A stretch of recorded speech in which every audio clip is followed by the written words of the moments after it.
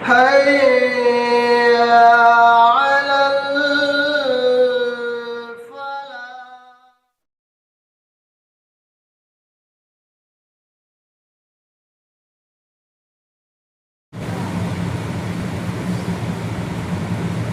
الحمد لله رب العالمين، الصلاة والسلام على سيد المرسلين وعلى آله وصحبه أجمعين، أما بعد. وعن أبي هريرة رضي الله تعالى عنه قال قال رسول الله صلى الله عليه وسلم لا تجعلوا بيوتكم مقابر إن الشيطان ينفر من البيت الذي يقرأ فيه سورة البقرة، رواه مسلم.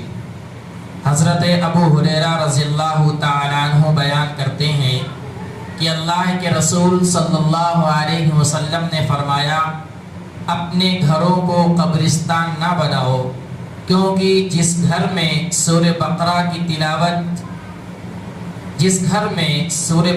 تلاوت کی جائے وہاں سے شیطان بھاگ جاتا ہے. یہ حدیث مسلم شریف میں موجود ہے اور اس کو حضرت ابو ہریرہ رضی اللہ تعالی عنہ نے بیان فرمایا ہے. اس حدیث کے اندر قرآن مجید پڑھنے کی اہمیت و فضیلت کو بتلایا گیا ہے اور اس گھر کو قبرستان سے تشبیہ دی گئی ہے جس گھر میں قرآن کی تلاوت نہیں ہوتی ہے، اور کہا گیا کہ اپنے گھروں کو قبرستان نہ بناؤ.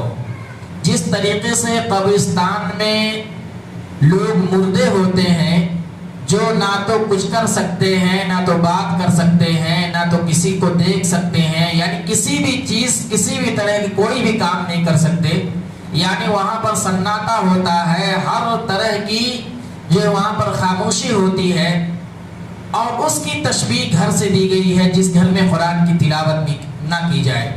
اس لیے ہم اور آپ کو قرآن کی تلاوت اپنے گھروں کے اندر کرنا چاہیے.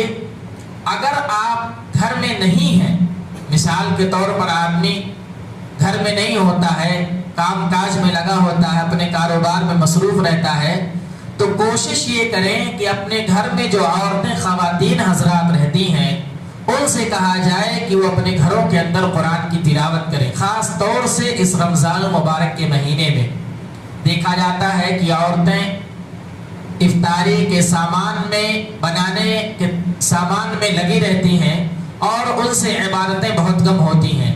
اس لیے ہم اور آپ کوشش کریں کہ خود قرآن کو پڑھیں اور اپنے گھر والوں کو تلقین کریں، نصیحت کریں کہ اپنے گھروں کے اندر قرآن کی آیتیں گونجتی رہیں، قرآن کی تلاوت ہوتی رہے، تاکہ ان کی تشبیہ جو ہے قبرستان سے نہ دی جائے. اسی طریقے سے سورہ بقرہ کی اہمیت و فضیلت کو بتلاتے ہوئے اللہ کے نبی صلی اللہ علیہ وسلم فرماتے ہیں کہ سورہ بقرہ کی تلاوت جس گھر میں کی جاتی ہے وہاں سے شیطان بھاگ جاتا ہے. یعنی سورہ بقرہ کی اہمیت و فضیلت کو بتلائی گئی ہے. ویسے تو پورے قرآن کی اہمیت و فضیلت بہت زیادہ ہے. قرآن پڑھنے سے دل کو سرور ملتا ہے. کوئی آدمی اگر بے چین ہے اور قرآن کی تلاوت کرنے لگے سچے دل سے دل لگا کر کے، تو دیکھیے کہ کتنا اطمینان اور کتنا سکون ملتا ہے قرآن کی تلاوت سے. تو پورا قرآن ہی سراپا ہدایت ہے. پورے قرآن پڑھنے سے سرور ملتا ہے، دل کو جو ہے سکون ملتا ہے. لیکن سورہ بقرہ کی خاص طور سے اہمیت و فضیلت بتلائی گئی ہے کہ اگر کوئی آدمی اپنے گھر کے اندر قرآن پڑھتا ہے، خاص طور سے سورہ بقرہ پڑھنے کا اہتمام کرتا ہے، تو اس گھر میں شیطان داخل نہیں ہو سکتا ہے، شیطان اس کو پریشان نہیں کر سکتا ہے.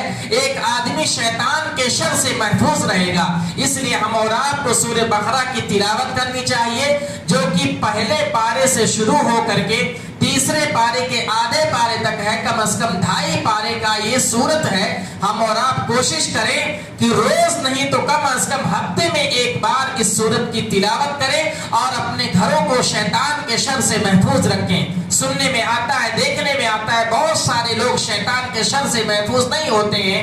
شیطان ان کو پریشان کرتا ہے، کبھی جو ہے انسانی شکل میں، تو کبھی جانور کی شکل میں، کبھی ہاتھی کی شکل میں، کبھی گھوڑے کی شکل میں، کبھی اژدہے کی شکل میں لوگوں کو پریشان کرتا ہے، لوگوں کو ڈراتا ہے. تو اگر آدمی کو شیطان کے شر سے محفوظ رہنا ہے تو اس کو سورہ بقرہ کی تلاوت کرنی چاہیے تاکہ وہ شیطان کے شر سے محفوظ رہے۔ کہا یہ جاتا ہے، حدیث کے اندر ہے کہ رمضان المبارک کے مہینے میں جو بڑے شیاطین ہیں وہ قید کر لیے جاتے ہیں، اللہ رب العالمین ان کو جکڑ لیتا ہے، لیکن جو چھوٹے شیطان ہوتے ہیں وہ جو ہے قید نہیں کر دیے جاتے، وہ جکڑے نہیں جاتے، وہ اس دنیا کے اندر رہتے ہیں، بستے ہیں۔ تو ہم اور آپ اپنے گھروں کے اندر سورہ بقرہ کے پڑھنے کا اہتمام کریں تاکہ ہمارے گھروں کے اندر شیطان داخل نہ ہو سکے اور ہمارے گھروں کو قبرستان سے تشبیہ نہ دی جائے۔ آخر میں اللہ رب العالمین سے دعا ہے کہ اللہ رب العالمین تو ہمیں قرآن پڑھنے کی توفیق عطا فرما۔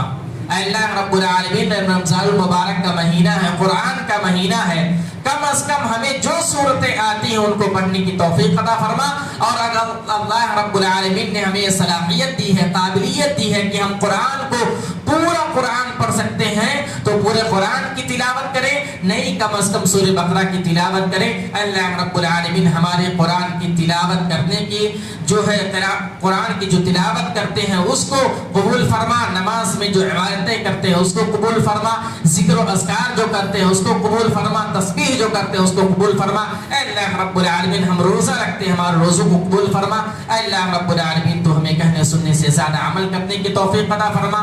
آمین۔ وآخر دعوانا الحمدللہ رب العالمین۔ السلام علیکم ورحمۃ اللہ۔